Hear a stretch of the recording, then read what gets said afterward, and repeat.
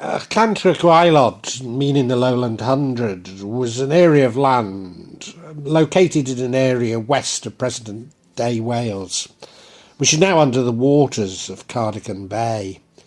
Accounts variously suggest the tract of land extended from Bardsey Island to Cardigan, or even further south as Ramsey Island. Legends of the land suggest that it may have extended 20 miles west of the present coast. The land is said to have been extremely fertile, so much so that it was said that an acre there was worth 4 acres elsewhere. The legend of Cantre'r Gwaelod is comparable to the deluge myth found in nearly every ancient culture, and it's been likened to the story of Atlantic. Although I'm not aware of anyone attempting to map its features to those described by Plato, as occurs in so many potential sites, including Sundaland. Was this the inspiration for Dion Fortune's belief in Atlantis that I mentioned in my vlog, Llandudno's Magical Fortune? Or more likely, was it the North Wales story of Llys Helig? This seems to relate the Welsh Atlantis to King Arthur and Bran the Blessed, possibly even the location of Anwyn.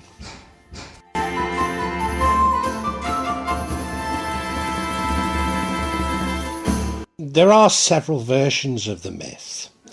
The earliest known form of the legend is said to appear in the Black Book of Carmarthen, in which the land is referred to as Maes Gwynthno, Welsh for plain of Gwynthno. In this version, the land was lost to floods when a well maiden named Meried neglected her duties and allowed the well to overflow. Or is this a result of a mistranslation of the medieval Welsh, which bears even less similarity to modern Welsh than medieval English does to modern English? Maybe she was actually a high-ranking official that the royal family trusted to keep the people of Cantre'r Gwaelod safe. Ancient Welsh people would have seen Meried as a high priestess of the well, which isn't surprising since in Celtic mythology the goddess Brigid rules over wells. The church bells of Cantre'r Gwaelod are said to ring at times of danger. The popular version known today is that they have been formed in the 17th century onwards, although it's said to relate to 600 CE. Cantre'r Gwaelod is described as low-lying land, fortified against the sea by a dyke, Badrig, St Patrick's Causeway, with a series of sluice gates that were opened at low tide to drain the water.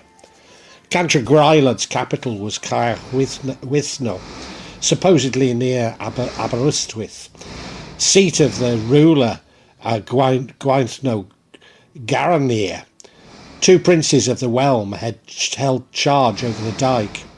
One of these princes, called Scythin, is described in one version as a notorious drunkard and carouser.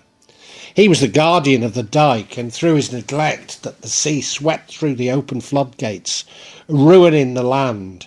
It was a stormy night, and the high spring tide broke through, quickly flooding Cantre'r Gwaelod and forcing the people of the 16 towns to flee to the hills. Or were they the royalty? This gets convoluted with the story of the maiden, when Scythonin seduced her. But if she was the guardian of the well, then perhaps Scythonin was really in charge of the gate, and Meried was equal to the protective priestess of the water. In both versions, the only survivors were some of the royal members in the castle. It's said they saw a beacon fire just in time, so they're able to run to the highlands of Aridwy and Eri Snowdonia to escape the destruction.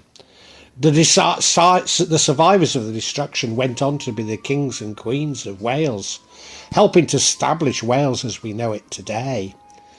The Black Book of Carmarthen reads, using a modern translation, "Stand up, Scythonin, Look at the waves crashing over Gwaelod's realm. Woe to the maiden, the aggrieved cupbearer, who bore a cup in the sea's chagrin. Woe upon her, the daughter of the well, whose cup of plenty covers the contours of the featureless water. A myriad's outcry from the fortress, seeking divine help, as is known after arrogance's loss. Myriad's outcry from the fortress, calling out in prayer, and is known, pride has its redress. Myriad's outcry is grief to me tonight. It brings only anguish, as is known, presumption has its price. Myriad's outcry from the black mare's back, for divine grace to be generous, as is known after plenty there is lack. Myriad's outcry calls me from my lodgings, no bed for me tonight, as is known, conceit has its ending.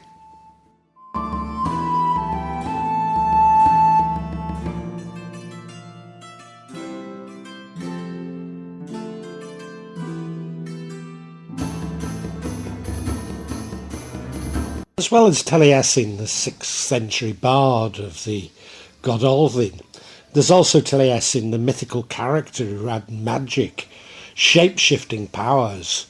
The witch Cerridwen could not bring herself to kill him because of his beauty. Instead, she put him in a leather bag and cast him into the sea.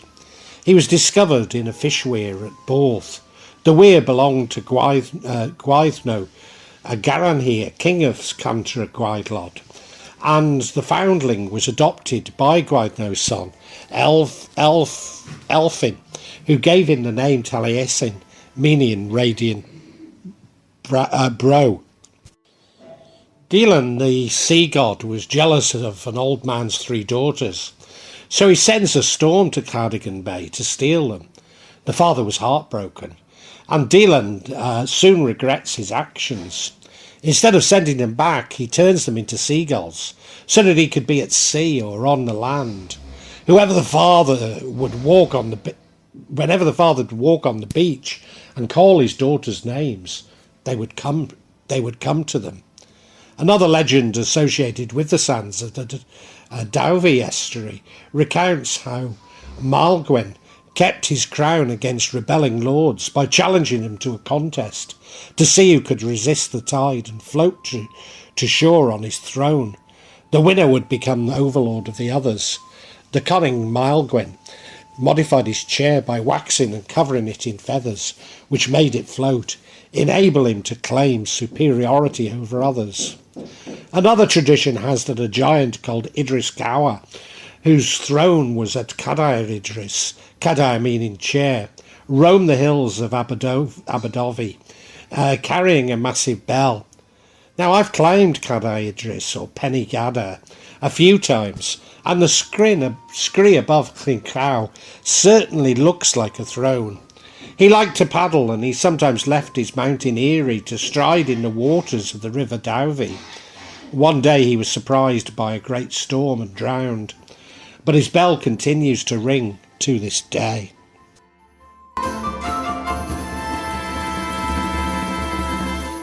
Not all the legends of a Welsh Atlantis are definitely associated with Cardigan Bay, and could well relate to Penmaen Mawr, North Wales, where there are similar legends. Indeed, the North Wales sunken land is called Llys Helig, which is sometimes convoluted with Cantre'r Gwaelod. While stories of sunken bells ringing are not uncommon, there are such stories related to Llys Helig. Legends developed about it suggesting that it was the palace of the Prince Helig ap Llanwg, who lived in the 6th century and whose sons established a number of churches in the area. He owned a large area of land between the Great Orme's Head, Llandudno, and the Menai Strait off the north coast of Gwynedd. This area is inundated by the sea, which gives rise to the legend of a drowned kingdom. Helig ap Llanwg, the prince of Tino Helig, lands stretched from Flintshire in the east to Conwy in the west and beyond. In fact, Helig's palace is said to have lain to the north, some 2 miles from today's coastline, under the waters of Colwyn Bay. The legend surrounds Helig's daughters, Gwendid, who, despite being a fair of face, had a wicked and cruel heart. Gwendid was wooed by Tathal, the son of one of the local barons of Snowdon, in comparison a young man of relatively humble birth. Eventually she succumbed to his charms, but told him that she could not be married because he did not wear a gold torque or collar of a nobleman. Tathal took it upon himself to secure a golden torque by fair means or foul. After offering to guide a ransomed young Scottish chieftain back to safety, he treacherously stabbed him and stole his golden collar. Tathal claimed to have been set upon by a band of robbers headed by an outlaw nobleman who he'd slain in fair fight. Gwendid now consented to marry Tathal, and Prince Helig ordering a great feast to celebrate the union. At some point in the proceedings, the ghost of the murdered Scottish chieftain appeared and informed them that he would exact a terrible revenge over 4 generations of their family. Despite the curse, it's said that Gwendid and Tathal lived well into their old age. A retribution appears to have caught up with the family with the birth of their great-great-grandchild. During a night of celebration and revelry in the old palace, a maid went down into the cellar to bring up more wine. She was horrified to discover that the cellar was flooded with fish, swimming around in the salty seawater. She and her lover, who were the court minstrel, quickly realising something serious had occurred, ran for the safety of the mountains. They were hardly out of the banqueting hall when they heard shrieks of terror from behind them. Looking back, they could see the foam of mighty breaking waves racing towards them. With water lapping up at their heels, they ran until they reached the safety of the land. Breathless and exhausted, they waited for the morning. When the sun rose, it disclosed an expanse of rippling water where Helig's palace once stood. In the tale of Culhwch and Olwen, one of the men at Arthur's court is named Teithi.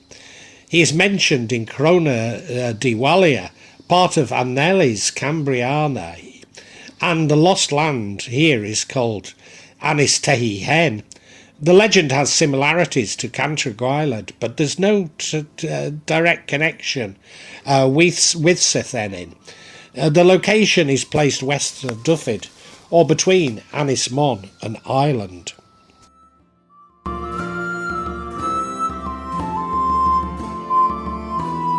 The myth may be a folk memory of gradually rising sea levels at the end of the Ice Age.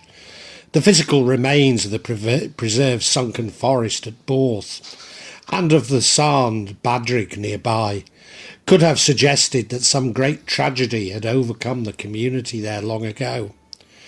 Ptolemy marked the coastline of Cardigan Bay in the same location as it appears in modern times, suggesting that the flood occurred before the 2nd century CE, although he produced coordinates suggesting that the coastline at the time may have been some 13 kilometres further west than it is today.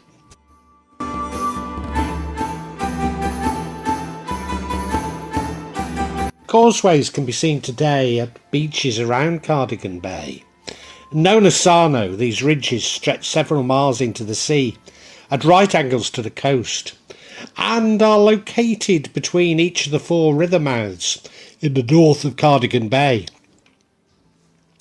Modern day geologists believe that these formations of clay, gravel and rocks are moraines formed by the actions of melting glaciers at the end of the last ice age. The remains of the submerged forest at Inglas near Innisglas near Borth is associated with the lost land of Cantre'r Gwaelod. Dead oak, pine, birch, willow and hazel stumps preserved by the acid anaerobic conditions in the soil is revealed at low tides. Storms in 2010 and 14, and in particularly Storm Hannah in 2019, eroded the seabed offshore and revealed more stumps.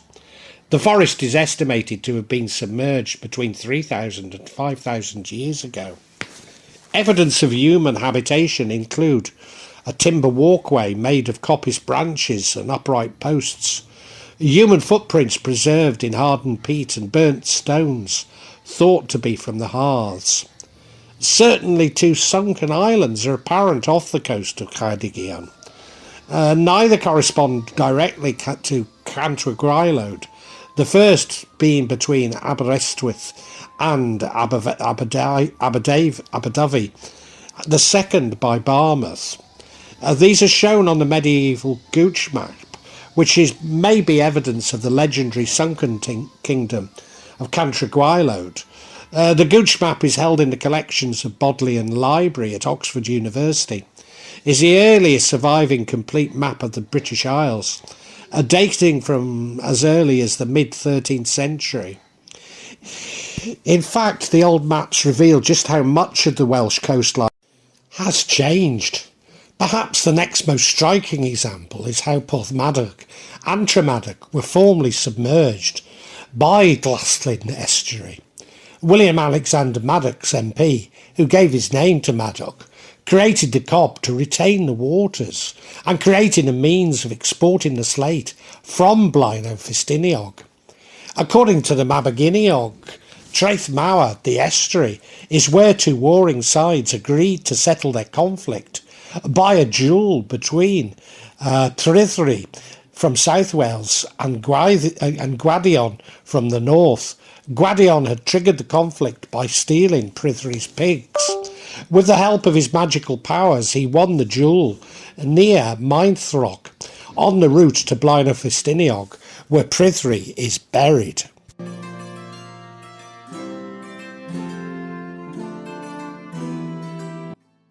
The folk song Llygawr Aberdyfi, the Bells of Aberdyfi, popularised in the 18th century, relates to the part of the legend about the bells being heard ringing beneath the waves in the town of Aberdyfi. If to me you can be true, just as true as I to you. It's 1, 2, 3, 4, 5. Sing the bells of Aberdyfi. 1, 2, 3, 4, 5, 6. It's 2, 3, 4, 5, 6. Sing the bells of Aberdyfi. Boys do love to be in love, and girls do love to marry. And my love's for only one, the Bess of Aberdyfi. If your love is just as true as this love I have for you, it's 1, 2, 3, 4, 5, 6 from the bells of Aberdyfi. Bold with love I'm back once more, just to camp against your door. It's 1, 2, 3, 4, 5 and 6, sing the bells of Aberdyfi. 1, 2, 3, 4, 5 and 6. It's 1, 2, 3, 4, 5 and 6, sing the bells of Aberdyfi. Here's an end to all faint hearts, till truth is your pleading. It's just meet be halfway. It will be all I'm needing. And if your love is half as true as this love I have for you, it's 1, 2, 3, 4, 5, 6 from the bells of Aberdyfi.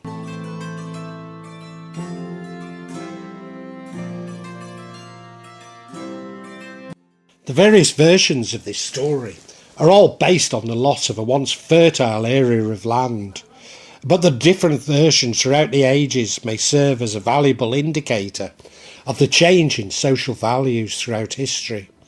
An earlier version warns of the consequences of being distracted from duty by lust, whilst the latter becomes a fable promoting temperance, a popular choice amongst Welsh chapel goers, a warning of the consequences of having one drink too many.